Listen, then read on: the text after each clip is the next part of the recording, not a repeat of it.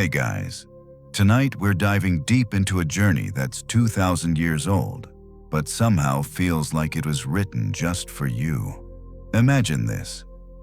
It's January 1st, the world's still noisy. Your inbox is full, your mind's racing, and instead of scrolling or stressing, you open one page, one quote, one thought that instantly grounds you. It's like stepping out of a storm and into stillness. That's what we're here for tonight. Picture this. You're standing in a packed subway car, heart pounding, deadlines looming, and suddenly you remember a line from Marcus Aurelius. You have power over your mind, not outside events. Or this, you're lying awake at 2 a.m. Thoughts spinning in loops. And Seneca gently reminds you, we suffer more in imagination than in reality. Or this one, you're about to lose your temper again. But then Epictetus whispers, it's not the thing itself, it's your judgment about it. 12 months, 12 themes, 12 doorways into ancient clarity. This isn't just another self-help series. This is ancient power distilled into daily, bite-sized doses you can actually live by. But fair warning, this might ruin your excuses. You may suddenly find yourself more composed in traffic, less shaken by rejection, more present in moments that matter. And if you're not careful, you might even become the calmest person in every room. Honestly, you probably won't be any better off after this video, if your ego insists on staying in charge. But if you're ready to trade noise for nuance, outrage for observation, and chaos for character, then you're in the right place. So, before you get comfortable, take a moment to like the video and subscribe. But only if you genuinely enjoy what I do here. Now, dim the lights. Maybe turn on a fan for that soft background hum. And let's ease into tonight's journey together. It all begins right where you are. January. Clarity. The chief task in life is simply this: to identify and separate matters so that I can say clearly to myself which are externals not under my control, and which have to do with the choices I actually control. Epictetus. Let's begin with the simplest but most transformative concept in Stoicism, the dichotomy of control. Epictetus draws a clear line between what belongs to us and what doesn't, between what we can control and what we absolutely cannot. The weather not in our hands, someone else's opinion completely theirs, traffic out of your domain, but your attitude, your effort, your response, that's yours. Imagine carrying a backpack. Everything outside of your control, your past, your genetics. Other people's behavior is a rock someone keeps trying to toss into that pack. The Stoic response is to stop carrying what doesn't belong to you. Drop the weight. Your peace begins with choosing where to look for power. And that power lives only in your own reasoned choices. How many have laid waste to your life when you weren't aware of what you were losing? How little of your own was left to you? Seneca, on the brevity of life. If you feel like life is rushing by, it is. But not because time is short, it's because we waste so much of it. We fritter away hours scrolling, gossiping, worrying about things that will never matter a year from now, or even a week from now. Seneca's words aren't just a warning. They're an invitation to reclaim your life by being present with it. Every time you say yes to something trivial, you are indirectly saying no to your own priorities. Clarity means asking yourself, what am I allowing to take from me without giving back? So today, say no with confidence. Decline the unnecessary, so you can say yes to what's essential: your values, your peace, your time. All you need are the certainty of judgment in the present moment, action for the common good in the present moment, and an attitude of gratitude for anything that comes your way. Marcus Aurelius. It's easy to overcomplicate life, but Marcus Aurelius reduces it to 3 essential virtues: good judgment, good action, and gratitude. Let's slow that down. Judgment. See clearly without bias or assumption. Action. Do good, serve others. Don't just serve yourself. Gratitude. Appreciate all of it, even the unexpected. We waste energy trying to predict the future or rewrite the past. Marcus reminds us that serenity is found in doing what's right now. No grand mission required. Just 3 things: clarity, service, and gratitude. Repeat that, and you'll have peace even on the worst of days. Let all your efforts be directed to something. It's not activity that disturbs people, but false conceptions of things that drive them mad. Seneca, on tranquility of mind. Busyness isn't the problem. Pointless busyness is. We all know that feeling: a day full of activity, yet by nightfall, you feel empty. That's not fatigue from hard work. It's spiritual fatigue from misdirected work. You can be moving fast but still going nowhere. Or worse, headed in the wrong direction. Seneca challenges us to pause and clarify: why am I doing this? What is my purpose here? Am I choosing, or am I reacting? With intention comes peace. Without it, even pleasure feels like noise. So every morning, begin by identifying what matters. Let that be your compass. A person who doesn't know their purpose in life doesn't know who they are. What to make of people who seek praise from those who don't even know who they are? Marcus Aurelius. We spend so much time performing for an invisible audience, hoping they'll applaud. But Marcus cuts through that illusion. Why crave praise from people who are just as lost as you? True clarity isn't external, it's internal. It means defining who you are before the world tells you who to be. Because here's the truth: if you don't set your own values, someone else will. And they'll rent space in your mind for free. So instead of chasing approval, ask yourself, would I respect this version of me in private? That's the only validation worth seeking. The proper work of the mind is the exercise of choice, refusal, yearning, repulsion, preparation, purpose, and assent. Epictetus. Clarity begins with knowing what your mind is actually for. Let's break it down. Choice. Choosing what is right. Refusal. Rejecting what is wrong. Yearning. Aspiring to grow. Repulsion. Turning from lies and vice. Preparation. Expecting hardship. Purpose. Living by principle. Assent. Agreeing only with truth. That's the true function of your mind. Not doom scrolling, not holding grudges, not absorbing the worst of the world's noise. When your mind returns to these 7 functions, you regain control. You stop being passive and start being deliberate. This is the architecture of inner peace. We must give up many things to which we are addicted, considering them to be good. Seneca, Moral Letters. Addiction doesn't always look like drugs or alcohol. Sometimes it's email, or people-pleasing, or control, or self-pity. Seneca warns us, the more we cling to these things, the less room we leave for greatness.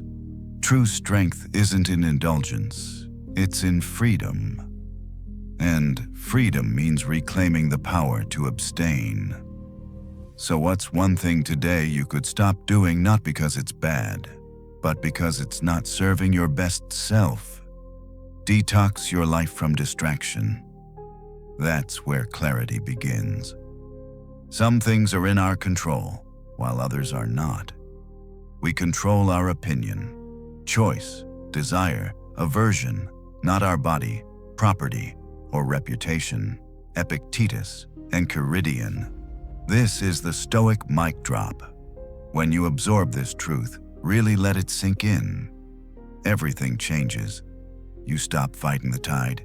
You stop screaming at the wind. Let's break it down.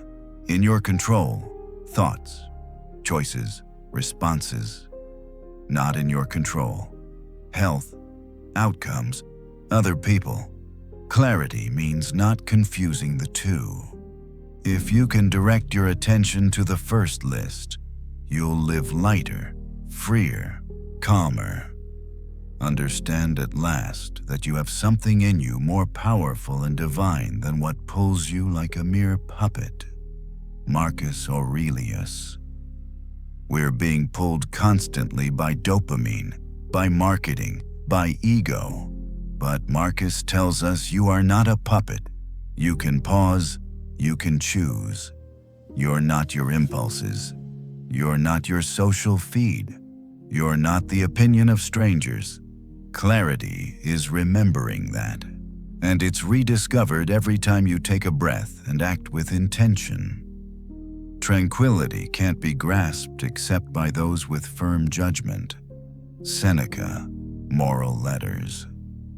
Peace doesn't come from yoga mats or noise-canceling headphones. It comes from firm judgment, knowing what you value, what you'll allow, and what you won't. Seneca describes a state of euthymia, confidence in your path without the need to look sideways. When you know what you're about, the world becomes much quieter. So ask yourself, what is my path, and am I still on it? Ask yourself first thing in the morning, what am I lacking in attaining freedom from passion? Epictetus. Start your morning with intention. Before the noise creeps in, check in with yourself. What kind of person do I want to be today? What temptations will I need to resist? Where am I likely to slip? This isn't about perfection. It's about alignment. About beginning your day on your own terms. Before the emails, before the news, before the world tries to own your mind, own it yourself. I will keep constant watch over myself and put each day up for review. Seneca, Moral Letters. And at the end of the day, we review. What did I do well? Where did I lose my temper or forget my purpose?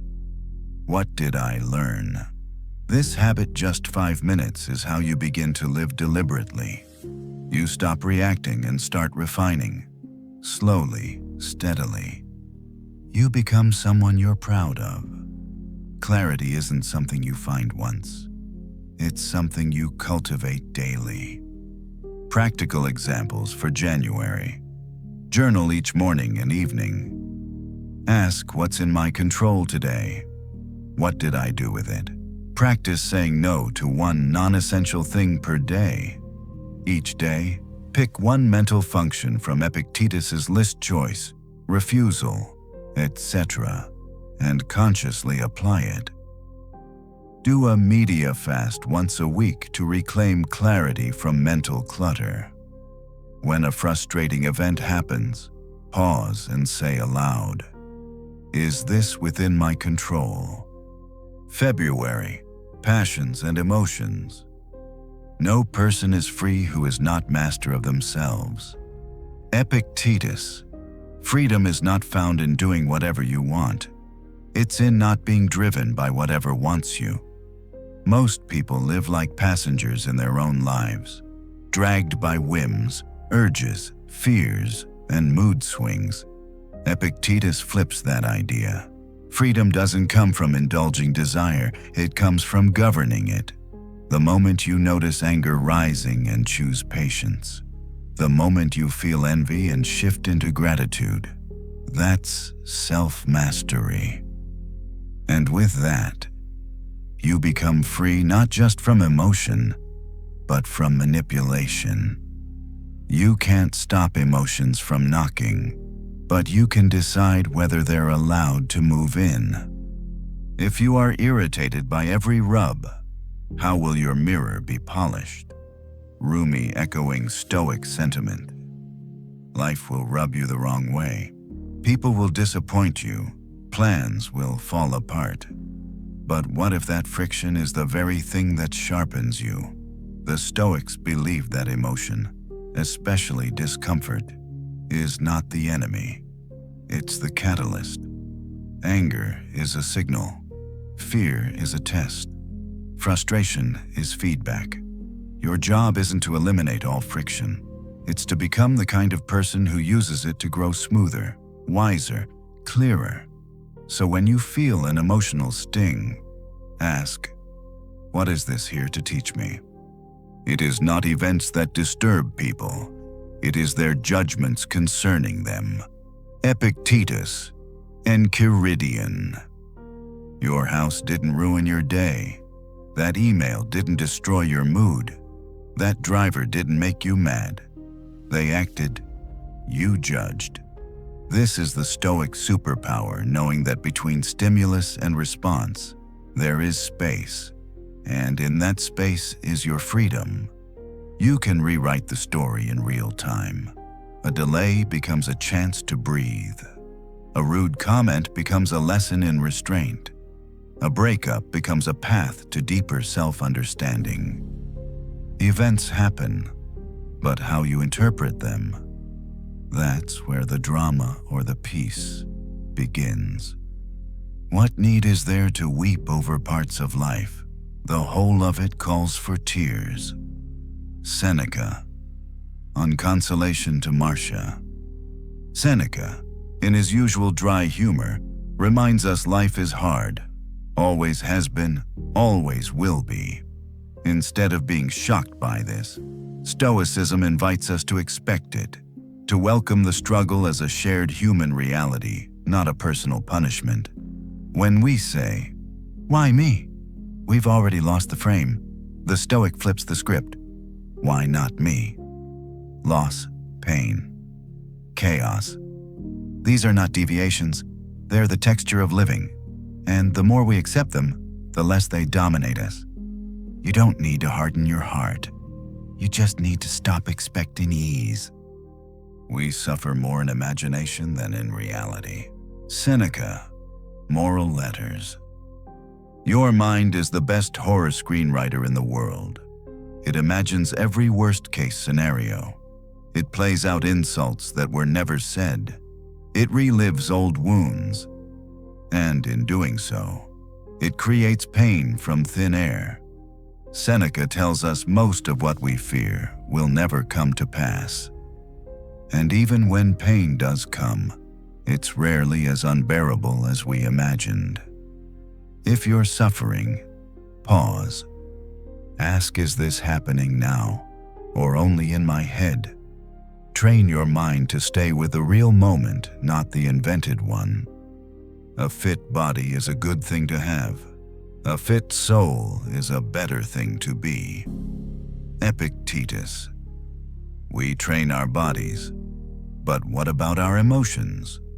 The Stoics believed that emotional discipline, like physical strength, takes reps. You don't become calm by wishing to be calm. You become calm by practicing calm under pressure. When insulted, can you stay silent when things go wrong? Can you smile when tempted? Can you walk away? Every test is a training ground. Every trigger is a gym. Emotional fitness is what Stoicism cultivates, not repression, but resilience. What upsets people is not things themselves, but their opinions about things. Epictetus, Enchiridion, restated for emphasis. Let's take a deeper look. Say your friend is late. You have options. They're disrespectful. They're probably in trouble. They're just human. Each story creates a different emotion. So, which one is true? That's the trick. You can't always know. But Stoicism doesn't ask you to guess right. It asks you to choose well. Choose the interpretation that keeps you centered. Choose the meaning that helps you grow. That's not naivety. That's strategy. You may leave this life at any moment. Let that determine what you do and say and think. Marcus Aurelius. Death, the great equalizer. Marcus wasn't being grim, he was being honest. If you remember that everything can end at any time, what changes? You yell less, you rush less, you love more deeply, you prioritize what matters. Fear of death often leads to anxiety, but awareness of death that leads to presence, to meaning. It's a strange twist. Remembering that life ends helps us truly begin to live. So, take nothing for granted, not even this sentence. If you wish to be tranquil, concern yourself with what is in your power alone. Epictetus, Enchiridion. You want peace. Stop trying to fix everything that isn't yours to fix. Your partner's mood, your boss's tone, the news, the weather, all outside your sphere. Instead, return to your own soul. What can you control? Your breath, your reaction, your posture, your honesty. That's where peace lives, not in control, but in self-control. Wild animals run from the dangers they actually see. We run from dangers imagined. Seneca. Moral letters. A gazelle runs from a lion. You run from what exactly? An email, a conversation, a future that hasn't happened yet. Seneca is poking at our tendency to be ruled by phantoms, imagined threats, hypothetical fears. But there's a truth here: most of our pain is optional. How much of your energy is spent on things that don't even exist yet? The Stoic approach is to act on facts. Breathe. Look again. Challenge fear with reason. You're not a frightened deer. You're a rational soul. How ridiculous and how strange to be surprised at anything which happens in life. Marcus Aurelius. Surprised by betrayal, shocked by misfortune, hurt by rejection. Why has the world not taught you that these are common? Marcus is not telling us to be cynical. He's urging us to be wise. Life has patterns. People are imperfect. Loss is certain. When we stop being surprised by this, we stop being broken by it. Emotion loses its grip when you replace shock with understanding. That's not cold. That's clarity. Anger, if not restrained, is frequently more hurtful to us than the injury that provokes it. Seneca, on anger. Anger feels like power, but it often leaves you weaker than before. Think of all the things anger has cost people: relationships, jobs, health, peace.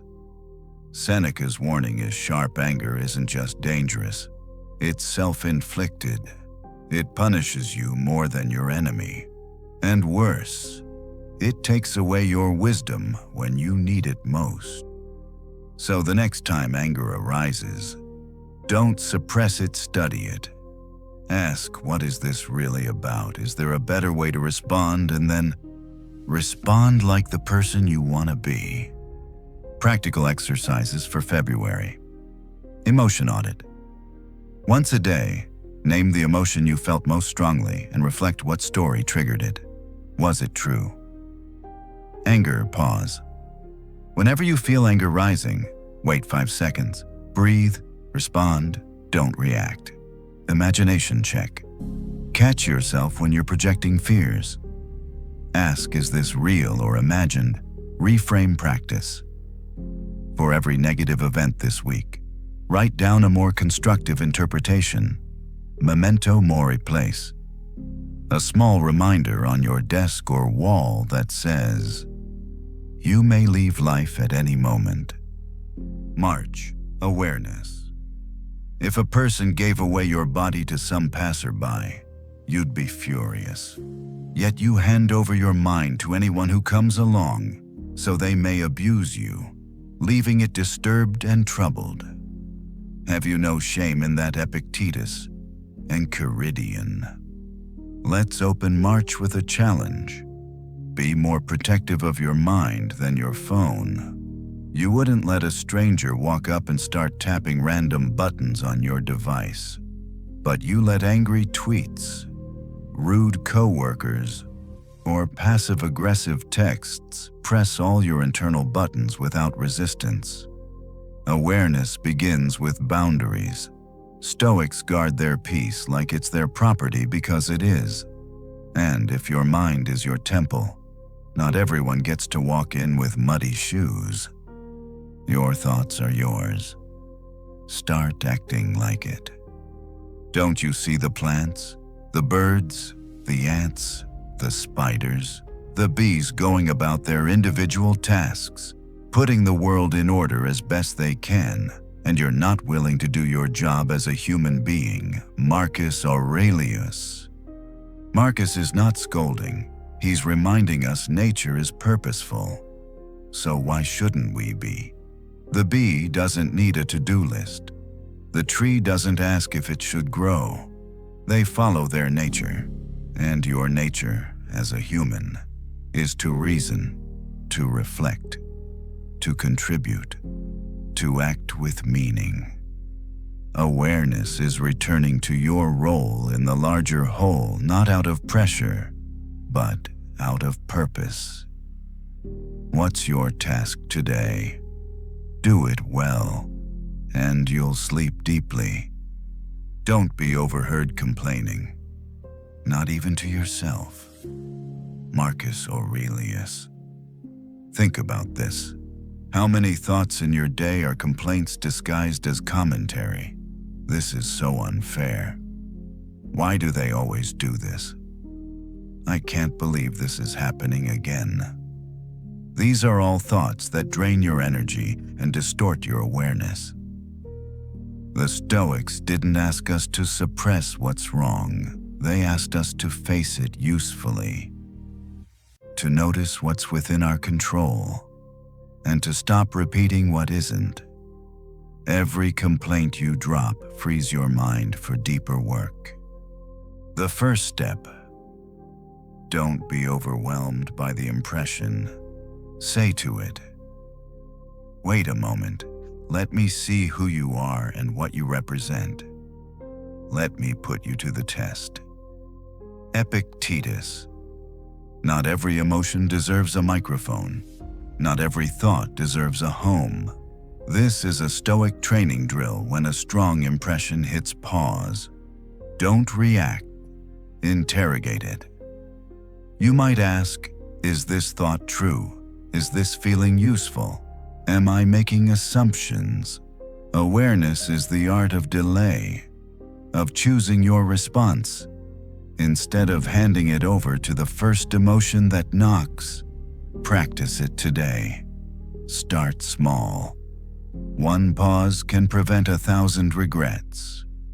You must build up your life action by action, and be content if each one achieves its goal as far as possible, and no one can keep you from this. Marcus Aurelius. Don't try to live your whole life at once. Try to live this hour well. It's easy to get overwhelmed by the big picture career, meaning, legacy. But Stoicism zooms in. It says just focus on what you're doing now. One act, one choice, one interaction. Awareness is about narrowing your focus to what is real. This moment, this task, this choice. And if you can do this one thing with virtue, you've already succeeded. The soul becomes dyed with the color of its thoughts. Marcus Aurelius. You are what you repeatedly think. Feed your mind envy, and you become bitter. Feed it beauty, and you begin to glow. This isn't philosophy, it's neuroscience. Awareness means choosing your mental diet. You wouldn't eat spoiled food. Why consume toxic thoughts? Begin curating what enters your headspace. Books, conversations, media, habits. Choose inputs that reflect who you want to become, not who the world is pressuring you to be. Who then is invincible? The one who cannot be upset by anything outside their reasoned choice. Epictetus. You want to be unshakable. Stop outsourcing your peace. The news shouldn't steal it. Critics shouldn't steal it. Not even your past should hold it hostage. Awareness in Stoicism means remembering that your reasoned choice is the final gatekeeper. The world can storm the gates, but unless you open the door, it can't enter.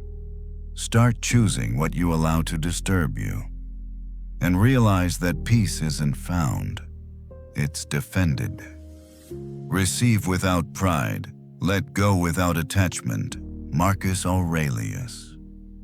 How do you stay grounded in a world that keeps spinning? Don't grip so tightly. Got a promotion? Receive it, but don't inflate your ego. Lost something meaningful, mourn it, but don't collapse. Awareness is the middle path. It says enjoy without clinging. Act without ego. Love without trying to possess. Your balance comes not from what happens, but from how lightly you hold it. A thing is not necessarily true because badly uttered, nor false because spoken magnificently. Epictetus. We're seduced by delivery, confidence, style, charm. But Stoic awareness separates truth from packaging. Just because someone says it loudly doesn't make it right. And just because a quiet thought slips in with no fanfare doesn't make it wrong. Your task: look beneath the surface. Question assumptions. Don't let persuasion override principle. This is how you become hard to manipulate and hard to lie to. Just keep in mind you can endure anything your mind can make endurable, by treating it as in your interest to do so. Marcus Aurelius. Awareness isn't just passive. It's creative. It's alchemical. Marcus is telling us you can make pain into strength. You can make inconvenience into training. You can reframe anything if you choose to. That's not denial. It's discipline. It's the ability to see adversity and say, I will turn this into fuel. And it begins with awareness this is happening, but how will I interpret it? The best revenge is not to be like your enemy. Marcus Aurelius. When wronged, our reflex is retaliation. But Stoic awareness says, wait, do you want to become like them? You don't need revenge. You need integrity. To stay yourself. To act on principle, not emotion. Because the moment someone else's ugliness makes you ugly, you've lost twice. Awareness says that's their behavior, not mine. Let it stop with you. That's power. When we are no longer able to change a situation, we are challenged to change ourselves. Viktor Frankl aligns with Stoic will. You can't always fix what happens, but you can always upgrade who's facing it. The Stoics didn't aim to change the world by force. They sought to change how they met the world with composure, with clarity, with character. So when life won't budge, adjust your posture, shift your perspective. Don't fight reality, rise to meet it. Practical exercises for March. Pause practice. When a strong emotion hits, count to 5. Ask, is this worth acting on? Attention audit. Track what you pay attention to today. Is it aligned with your values? Thought journaling. Each evening, write down 3 thoughts you believed today. Were they helpful or harmful? Deliberate listening. In one conversation today, focus 100% on the other person without preparing your reply. Sensory walk. Take a 10-minute walk. Pay attention to every sound, texture, and color. Just observe. April. Unbiased thought. If someone is able to show me that what I think or do is not right, I will happily change, for I seek the truth, by which no one was ever truly harmed. Marcus Aurelius. Truth doesn't hurt you. What hurts is clinging to illusion. This is the core of unbiased thought: to value truth over ego, to welcome correction as a friend, not an enemy. Marcus, an emperor, didn't see changing his mind as weakness, he saw it as wisdom. What if we saw being wrong not as failure, but as growth in progress? What if we let go of the need to always be right? Unbiased thought requires humility. And humility makes your thinking bulletproof, not because it's perfect, but because it's flexible. It is impossible for a person to begin to learn what they think they already know. Epictetus. Here's the danger of certainty. It locks the door to learning. We rush to judge, to categorize, to finish the sentence before it's spoken. But Stoicism invites us to pause, to clear the clutter of assumption, and sit with not knowing. The mind has to remain soft enough to adapt. Not soft like weak, soft like fertile soil. That's where new understanding can take root. So next time you catch yourself saying, I already know this, ask, do I? And even if I do, am I living like I know it? It is the mark of an educated mind to be able to entertain a thought without accepting it. Aristotle echoing a Stoic mindset. You don't have to agree with every idea, but can you hold it in your mind without flinching? We live in an age of instant outrage. Unfamiliar beliefs trigger defense instead of curiosity. But unbiased thought is about sitting with difference, about exploring without needing to convert or condemn. It's a sign of inner security when you can explore controversial or uncomfortable topics without losing yourself in them. So the next time something challenges your worldview, don't shut it down. Study it. Try it on. See what happens. Accustom yourself to thinking of many things as indifferent and not to be taken seriously. Marcus Aurelius. Not everything needs a hot take. Not everything deserves your emotional investment. The Stoics practiced ataraxia, tranquility of mind, by detaching from unnecessary opinions. That's not apathy. It's clarity. Unbiased thought means learning to say, that's interesting, but not important. It means walking away from the mental junk food of gossip, clickbait, or imagined offense. Think of your attention like currency.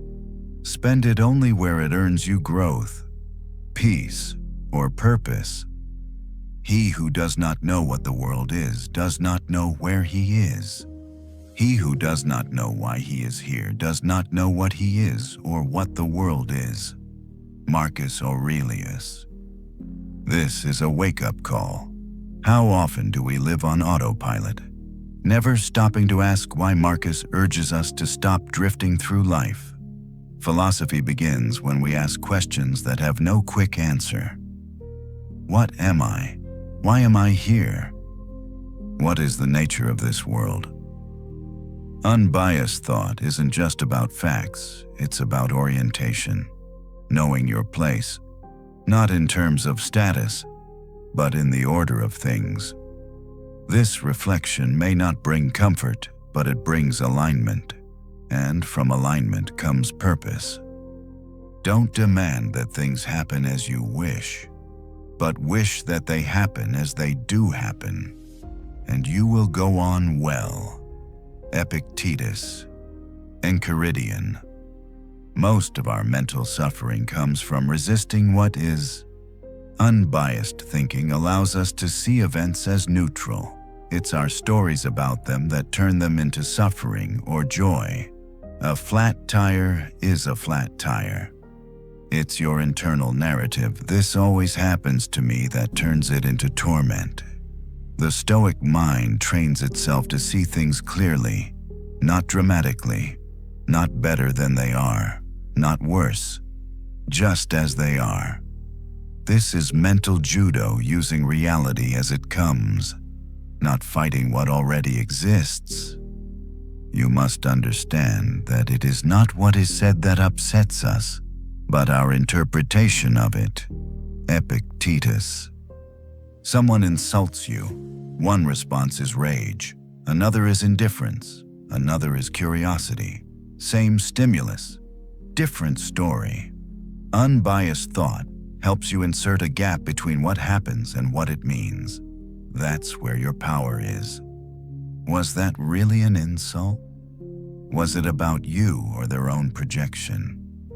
Do you have to let their words write your self-concept? You get to decide what enters your identity. Most people hand that job over to others. Don't. All we have to decide is what to do with the time that is given to us. J.R.R. Tolkien, a modern echo of Stoic will. Bias often enters through fear. Fear of missing out, fear of the future, fear of not mattering. But the Stoic path cuts through fear with responsibility. You don't have to fix the whole world, just your part, just your corner, just your moment. This one decision, what will I do with what's in front of me, is the only truly unbiased thought, because it doesn't project or ruminate. It acts. Philosophy doesn't remove uncertainty. It replaces it with agency. He suffers more than necessary, who suffers before it is necessary. Seneca, Moral Letters. The future is one of our biggest mental biases. We assume the worst. We catastrophize. We rehearse pain. Seneca calls this out. Why suffer pain twice, once in your mind? Once in reality, unbiased thought lives in the present. It sees tomorrow only when it arrives. It plans but doesn't panic. Ask yourself, is what I'm worrying about happening now, or am I feeding a future that doesn't exist? Let the present be your anchor. That's where all clarity begins. Be tolerant with others and strict with yourself. Marcus Aurelius. One of the greatest biases, expecting more from others than we do from ourselves. We give ourselves context, excuses, and justification, but expect perfection from strangers. Marcus flips that. Hold yourself to high standards. Be gentle with everyone else. Unbiased thought begins with empathy. You never know what someone else is carrying. Assume complexity, assume pain, and extend grace without expectation. This isn't about being a doormat. It's about maintaining your inner clarity, even when others lack theirs. Whenever you are about to find fault with someone, ask yourself the following question. What fault of mine most nearly resembles the one I am about to criticize? Marcus Aurelius. You've probably heard the phrase judging a book by its cover. Marcus asks, what if the book you're judging is your own? We often see in others what we haven't resolved in ourselves. That's the unconscious bias projection. Unbiased thought takes responsibility. It doesn't outsource discomfort. It internalizes it, examines it, uses it. Before you point outward, look inward. The world is often a mirror. Practical exercises for April. Assumption. Check each time you make a mental judgment today. That person is rude. Pause. Ask, is this objectively true? Ego disruption. Once this week, admit you were wrong and thank the person who corrected you. Clarity journal. Write a paragraph about a frustration. Then rewrite it as a neutral, factual report. Notice the emotional difference. Empathy lens. In every encounter today, silently say, they are doing the best they can. Bias detox. Choose one belief you hold strongly and research the opposing view without defensiveness. May. Right action. Waste no more time arguing what a good man should be. Be one. Marcus Aurelius. Meditations. Enough theorizing. Enough debating morals in comment sections. Enough quoting wisdom while ignoring it in practice. Marcus is issuing a call to action. Be what you admire. Right now, in this breath. Not in a future version of yourself who has more time or fewer flaws. Now, right action means cutting through the noise of potential and showing up with character. Not performing, but being. Not talking, but living. The Stoic doesn't just think clearly, they act cleanly. The greatest portion of our lives is passed in doing wrong. A good share in doing nothing, and the whole in doing things other than what we ought.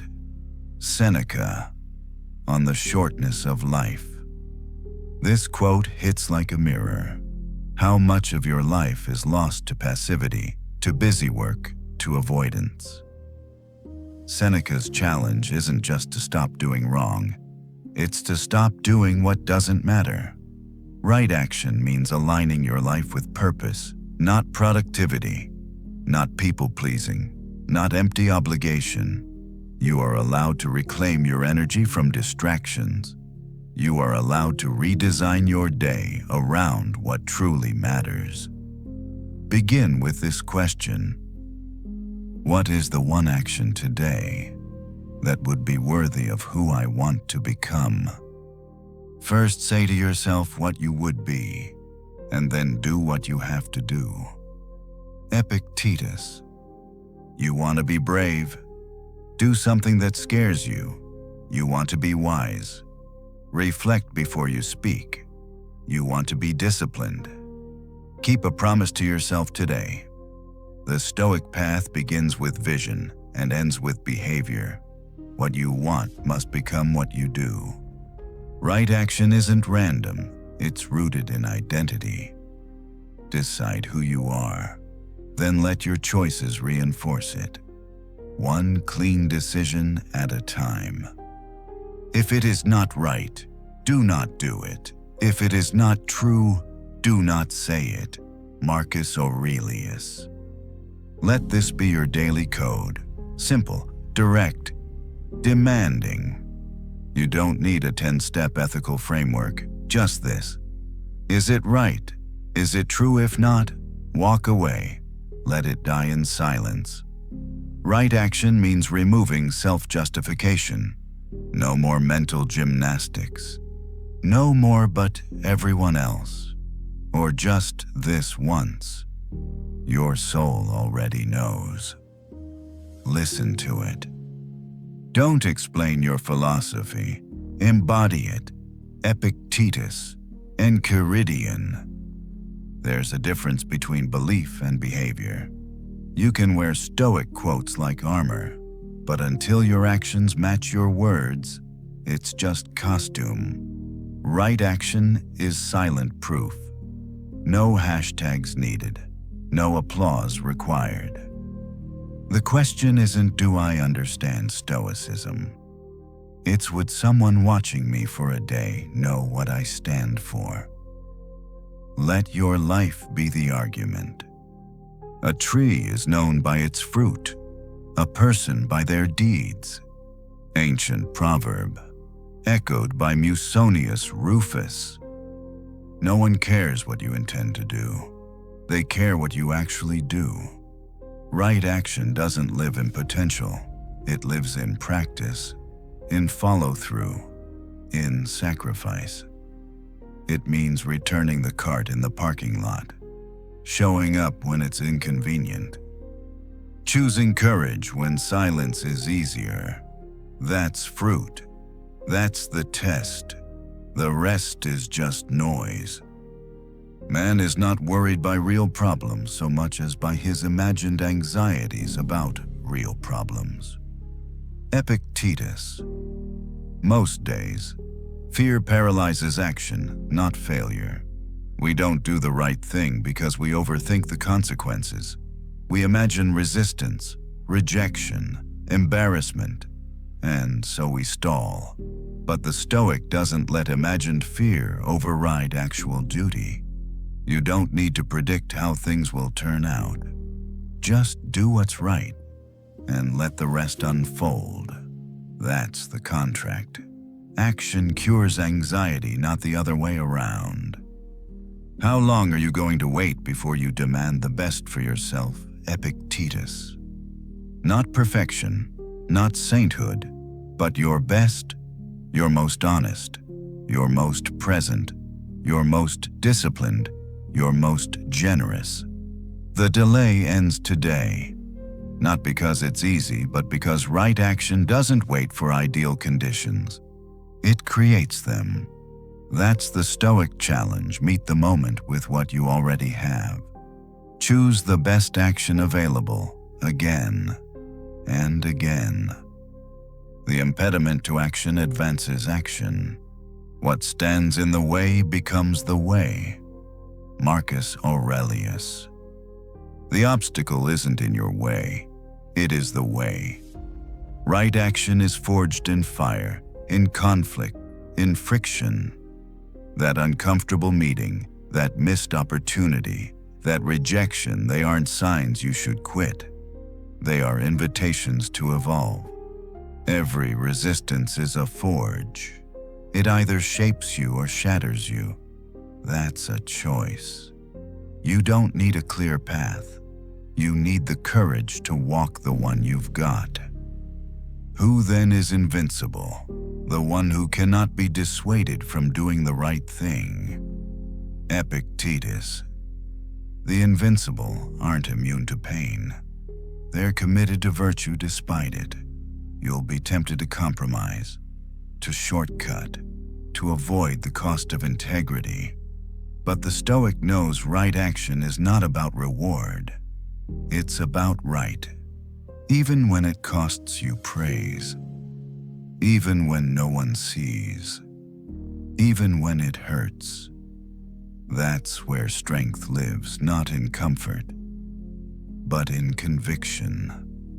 Never regard something as doing you good if it makes you betray a trust, or lose your sense of shame, or makes you desire something that needs walls and curtains.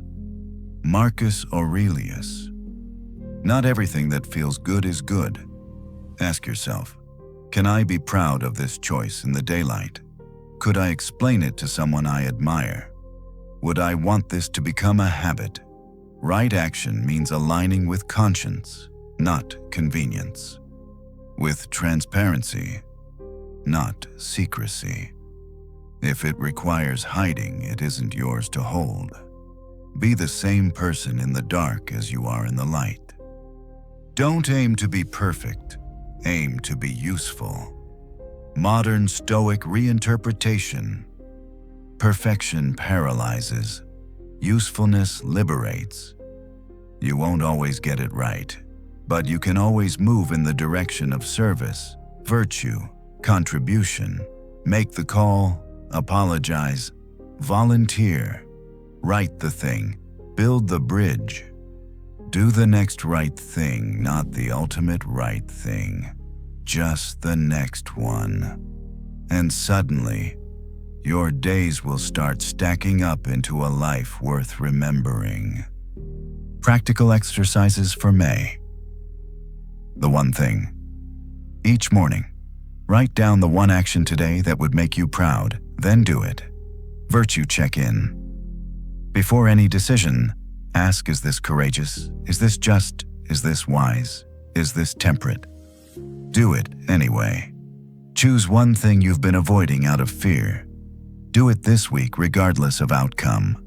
Public versus private test review. One action from your day. Would you be proud to explain it publicly? Obstacle.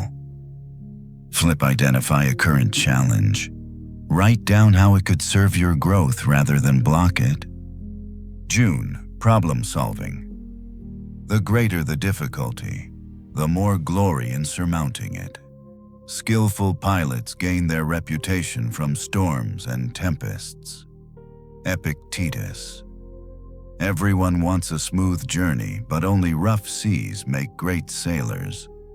Epictetus reminds us the real test of who we are comes when the conditions are least favorable.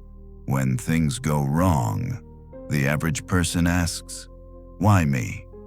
The Stoic asks, "How can I rise to meet this?" Problems aren't interruptions, they're instructions. Every problem is a hidden blueprint for growth if we choose to read it. Whenever you are angry, be assured that it is not only a present evil, but that you have increased a habit. Epictetus. Reacting emotionally to a problem isn't just unhelpful, it's training you to be even more reactive next time. The Stoic approach to solving problems begins with calm. Emotion clouds perception. Anger narrows options. Panic rushes decisions. You don't fix problems by being dramatic. You fix them by being disciplined, even when you're scared, especially when you're scared. The first move in problem solving isn't action, it's composure. When jarred, unavoidably, by circumstance, revert at once to yourself. And don't lose the rhythm more than you can help. You'll have a better grasp of the harmony if you keep going back to it. Marcus Aurelius. No plan survives first contact with reality. So what do you do when things go sideways? You return to yourself. Return to your principles, your values, your clarity, the rhythm of reason, the center of calm.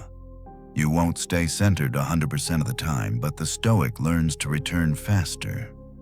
That's the goal: shorter recovery time, not perfection reconnection. In life, our first job is this: to divide and distinguish things into two categories: externals I cannot control, and the choices I make with regard to them. Epictetus. Every problem becomes clearer when you do one thing first: separate what's in your control from what's not. The delay, not your call, your response, 100% yours.